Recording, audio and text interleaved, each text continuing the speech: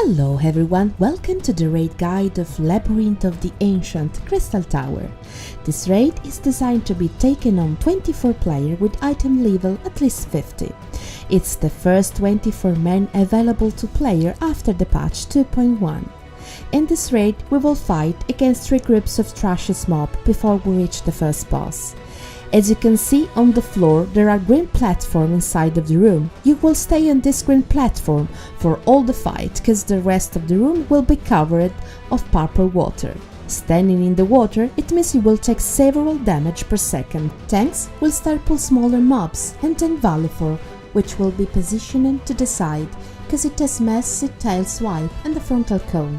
For the rest of the fight, just avoid any frontal cone and any AoE effects. Once they are all dead, we will move on the trash pool number 2. Here it's really simple. Tank will grab all adds. They can be easily done with AoE attacks. Demon doesn't do anything special, so stay on the green platform, kill them and move on the next pool.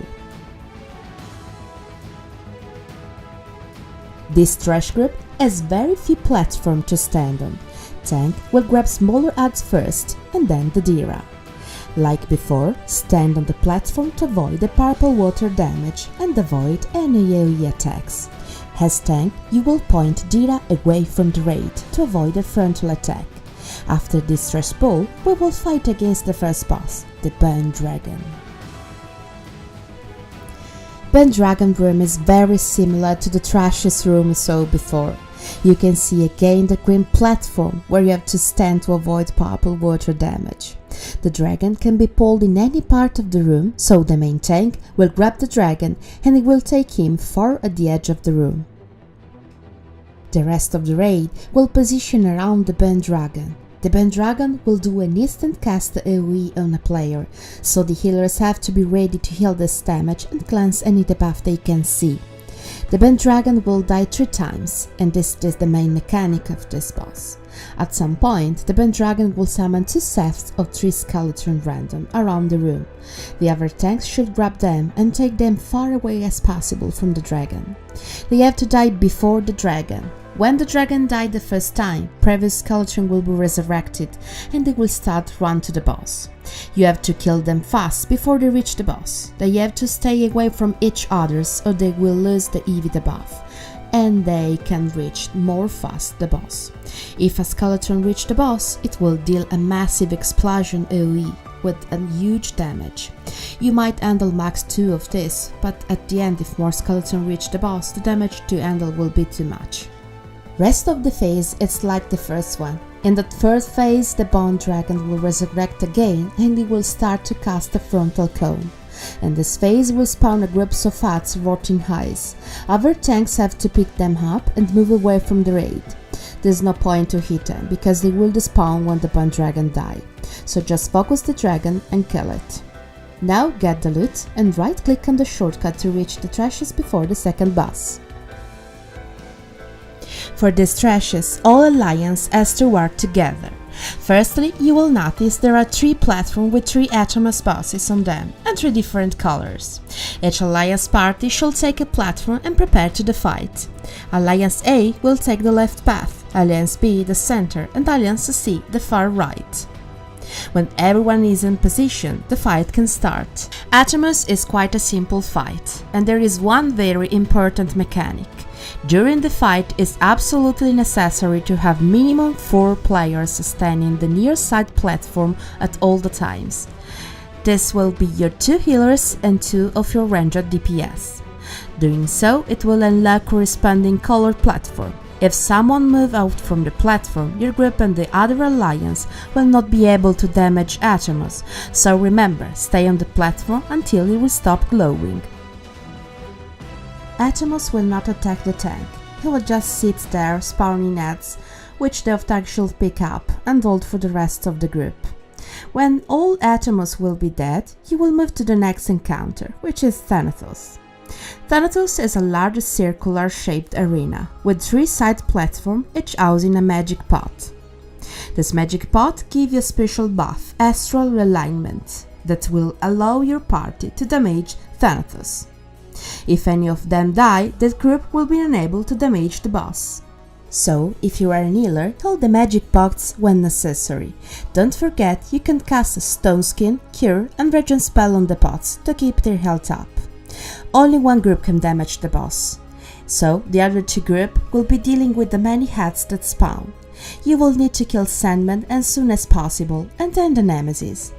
If you see a red line run into a pot, kill the enemy immediately, or the boss will begin pulling the pot to himself and will destroy it. So, if you have the debuff, focus the boss. If you don't, kill the heads. Easy, right? Now, get the loot and click on the shortcuts to move on the next encounter. Here you will notice 3 demons attached to a giant bomb in the middle of the arena. Each alliance will need to take one of these, again, A on the left, B in the middle and C on the right. In this fight, each alliance will need to kill their demon as quickly as possible, while taking down additional bomb-type enemy, Allagan Balloon and Allagan Napalms. Keep in mind you should kill first the Napalms to avoid the explosion. After all 3 demons have been defeated, the alliance will be able to damage the giant bomb in the middle. Kill it fast as possible before it explodes or it's a wipe. Once you kill them all, we can move to the next encounter, the boss King Behemoth. The King Behemoth fight takes place on an avoidable electric stage, so healers should keep heal the group as much as possible. The first mechanic are the towers. You see them around the arena. Usually, 4 tanks will stand on them. One of the remaining tanks will get the boss, and the last one will be ready to take the heads. Main tank will move the boss 4 at the edge of the room, and he will move from the frontal cone. Towers control the electricity supply that is given constantly AoE damage across the entire arena. In order to lower this damage, you need to click on the towers when they start glow. This task will be for the entire fight, except when you need to hide from meteors. If you forget to click on the towers, there will be a massive AoE damage. If a green mark appears above your head, run towards the center of the area since a comet about to fall on you. In the second mechanic, King Behemoth will stand up and after shouting, he will start casting meteors, and that is the moment when the entire alliance has to hide behind the comets.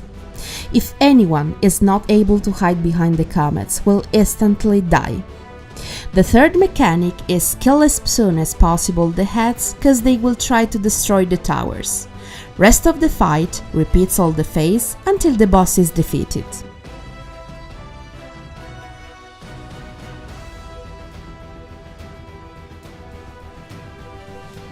After King Behemoth, we will reach the final boss, Archeron.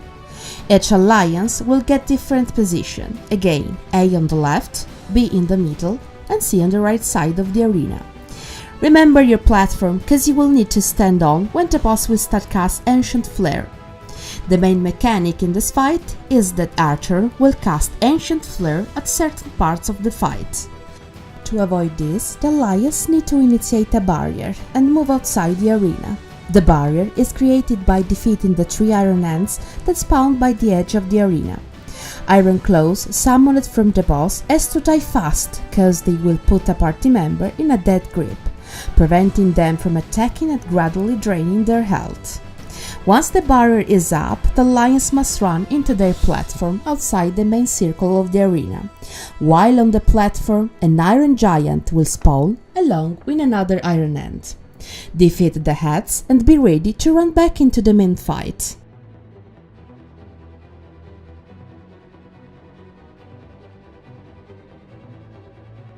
Avoid all the AoE you'll see on the floor, and that's all. This process will repeat itself a few times until the boss has been defeated. So congratulations, you completed your first raid. Thanks for watching and see you next video.